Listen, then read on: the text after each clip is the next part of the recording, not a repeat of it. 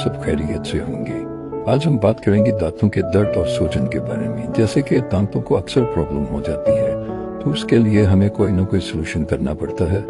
तो आज हम जो दांतों का दर्द का सोल्यूशन लेके आए हैं, उसके अंदर अगर सूजन हो जाए, खून या पीप निकलती हो, थोड़ा सा गर्म पानी लें, इसमें थोड़ी सी फटकली मिला दें। फटकली घुल जाने के बाद पानी को दांतों और मसूड़ों पर लगाएं, मतलब उससे आप कुल्लियां करें। तो ये दिन में आप चंद बार करें, हर 3 से 4 घंटे के बाद करें, तो इंशाअल्लाह आपके दांतों में से खून और पीप आना बंद हो जाएगी और स्वेलिंग भी खत्म हो जाएगी और इंशाअल्लाह आप राहत महसूस करेंगे।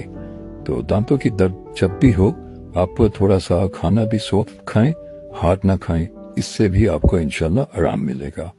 तो दुआ में याद रखिएगा और नए वीडियोस के लिए आप हमारे चैनल को सब्सक्राइब कर लें, लाइक कर लें और शेयर कर लें।